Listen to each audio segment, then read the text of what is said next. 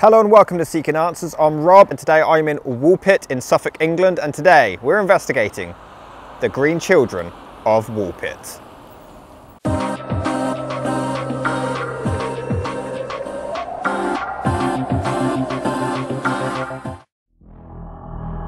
A story so infamous it inspired the likes of Herbert Reed's one and only novel in 1934, The Green Child, a 1965 John Macklin book, Strange Destinies, Bob Roberts' 1978 book, A Slice of Suffolk, a 1994 adaptation by Kevin Crossley Holland, and a 2002 play by Glyn Maxwell. Possible extraterrestrials visiting us from another world? Or more scientific explanation with a myth that's merely been misconstrued over the centuries? Let's take a look.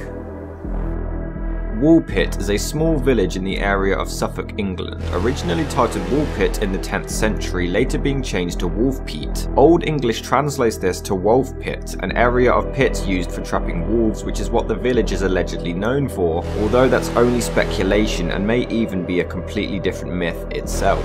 Between the years of 1174 and 1180, a confidant of King Henry II, known as Walter de Coutances, was appointed in charge of Woolpit. But after his death or retirement, it's not quite known which, it was handed down to the monks of Bury St Edmunds Abbey. It wasn't until the 17th century when Woolpit became an important manufacturing centre for Suffolk white bricks. Some say that the infamous wolf pits still remain, but others say over the centuries they've been filled in, flooded, or just overgrown with greenery. Regardless, today I will be attempting to locate them myself. This is the problem that I fear. This isn't even one of the fields that pops up on the map, but it's like private property. So there's meant to be another field further up there. So go check that out. The area is only 2,000 acres, and as of 1831 the population was a mere 880, but our story comes from many years before this. Although the exact date is unknown depending on which version you read, it's estimated that at some point during either King Stephen's reign between 1135 and 1154, or King Henry II's between 1154 and 1189, the small village of Woolpit would begin to make history forever. I went to like a 2-day film school in London as well. Oh, okay. Yeah, I'd love to do that. I don't get paid for it, it's just for fun at the minute. yeah. Well, you never know. You know, your hobbies can take you places, and Yeah. especially if you're doing what you love. Why not? Yeah, I read that story about the green children. They just appeared, didn't they? Yeah. In a field. There's like there's a few sort of stories what actually happened. Some people say they're from a different planet. Some people are saying they live. Was it underground? Yeah, there's another world under Earth. I'm quite sceptical. During this period, in the middle of a harvest, two young siblings, a boy and a girl, were found in the aforementioned village, either beside or actually inside one of its famous wolf pits, but something was a bit off. The brother and sister had green skin and spoke in a completely unknown language, wearing unrecognisable clothing. They were taken to Sir Richard de Caen, who took them in and gave them a home. When describing their attire, it was written, it was as if they had been skillfully fashioned from summer leaves or soft meadow grass, for just like their clothes and even the strange hue of their eyes, their skin was green. Two writers during the era, Ralph of Cogg's Hall, who died in 1226, and William of Newburgh, who passed in 1198, documented this for historic use, and thanks to these records we can study this case closer. Neither man had allegedly made genuine contact with the children directly themselves, but had been told these tales by de Caen himself. According to the writers, both the boy and girl refused to eat for many days until discovering some raw broad beans which they would consume without hesitation. It was all they would eat at first, but soon, as time passed, they began to adapt to normal nutrition and their green skin soon faded away. When the shoots were handed to them, the children amazed their observers by ignoring the bulging pods and splitting open the stalks instead. They did not discover any beans until they were shown that the beans were actually contained within the pods themselves. At once they began eating the beans, and from their evident delight it was clear that these were a familiar food to them. Unfortunately, this is not where the story ends. This is the second of 3 fields. Well, no, sorry, this is the first of 3 that's on the map, but it doesn't look like there's anything here.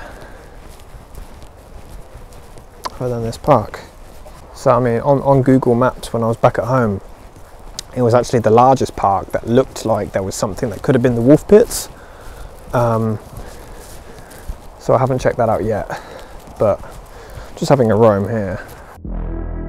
The little boy shortly fell sick and passed away not long after he and his sister were baptised, and after finally learning to speak English, the girl claims that they had arrived from a land where the sun never shone. It was forever twilight and the land was surrounded by a massive river. She called it St. Martin's Land and went on to state that everything there was green. It was a subterranean world inhabited by entirely green people. But unfortunately, this is actually where the conflicting reports begin.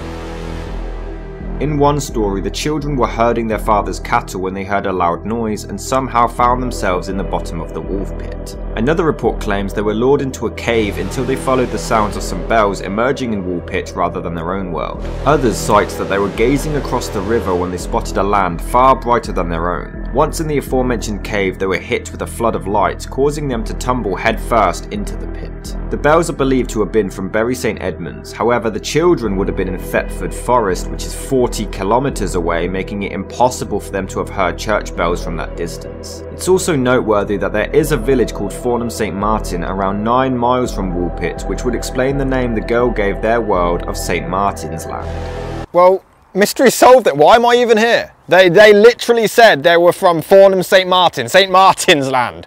I'm not seeking answers anymore, case closed. Now, if watching horror movies ever taught me anything, it's to not go in here.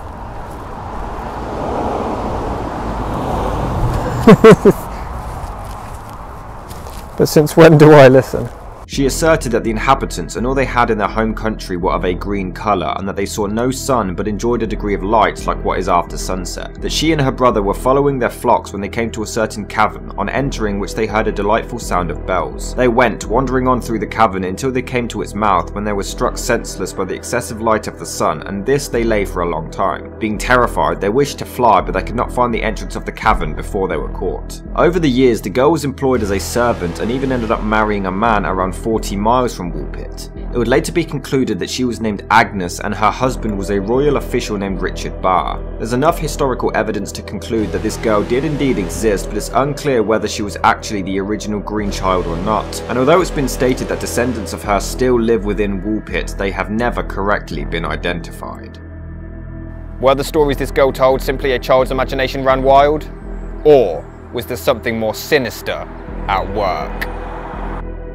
The story was lost but rediscovered in 1586, however the main theory is that it's merely a folk tale that never actually happened, or an event that was exaggerated and twisted over time. The fact that adult writers recorded this and therefore had the power to change what these children may or may not have actually said or done doesn't provide much evidence, and one other theory is that the skin wasn't even green and it just showed the racial differences between the locals and the children not recognizing their ethnicity. The story that the girl told them of entering a cave leading them to a new world was quite a popular one, as it had been stated to have happened in many other cases over the centuries. Skepticism is stretched further, however, when stories constantly contradicted themselves. Originally, these claimed their skin merely had a tint of green, which would later be changed to fully green. More theories state that arsenic poisoning was the cause, even claiming that the children's caretaker, who was an Earl of Norfolk at the time, for whatever reason left them to die in Wayland Woods near the Suffolk border, and others believed the green skin was simply an iron deficiency caused by chlorosis. Jesus Christ. This field's huge. I don't think there's anything here, man.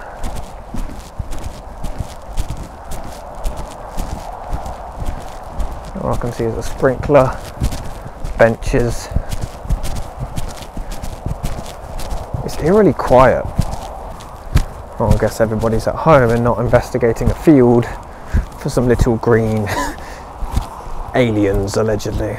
No, there's nothing here. Whatever I saw on Google Maps, it's probably just these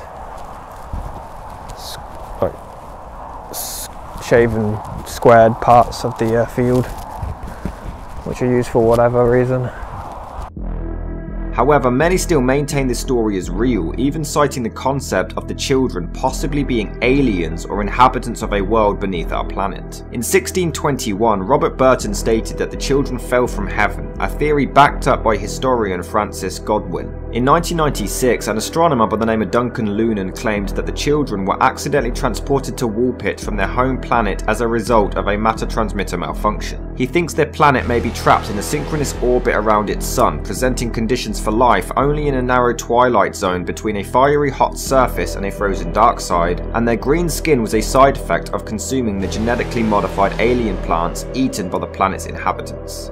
Or they came from Farnham St Martin, just up the road. But there's also more historical and scientific explanations to debunk every theory to this story. During the 12th century, many Flemish immigrants arrived in England and were persecuted after Henry II became king in 1154, many being killed in 1173. Author Paul Harris suggested that the children's parents may have been Flemish and died during this period, and that they had come from the village of Farnham St Martin, where a settlement of Flemish fullers existed at the time. He believed the children could have fled and wandered to Woolpit, therefore becoming disoriented, bewildered and in unusual clothing, unrecognised to the villagers, and the skin colour would be a result of the dietary deficiency. However, Brian Houghton calls this idea the most plausible explanation, but claims that it doesn't explain why a man like Sir Richard de Calne would have failed to recognise their language when it would have been Flemish and therefore easy to identify.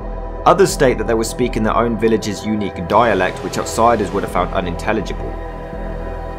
But I've come to the conclusion that there's only one way to communicate with these things, and that's to become one of them. I don't believe in you, green children of Woolpit, but a lot of people do, so if you're still here, there's proof that you at least existed.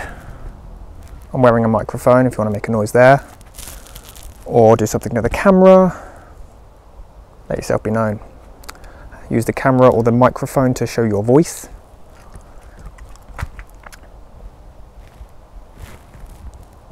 Does my face being green upset you, offend you?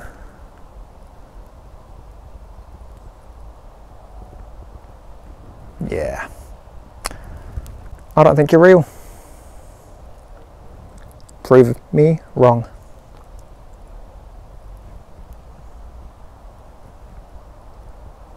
Just what I thought. Weirdly, located in Banjo, Spain, a pretty much identical story took place in August of 1887. It's unlikely, however, that this story holds any credibility, as it is literally a complete carbon copy of the original tale, and this small Suffolk village will forever be linked to the classic mystery of the Green Children of Woolpit. So what do you guys think? Small children a little under the weather with a story that was simply misconstrued over the centuries by adults repeating the tale? Or were there actually extraterrestrials from another world either above or below us? This all happened 883 years ago, and we are still seeking answers.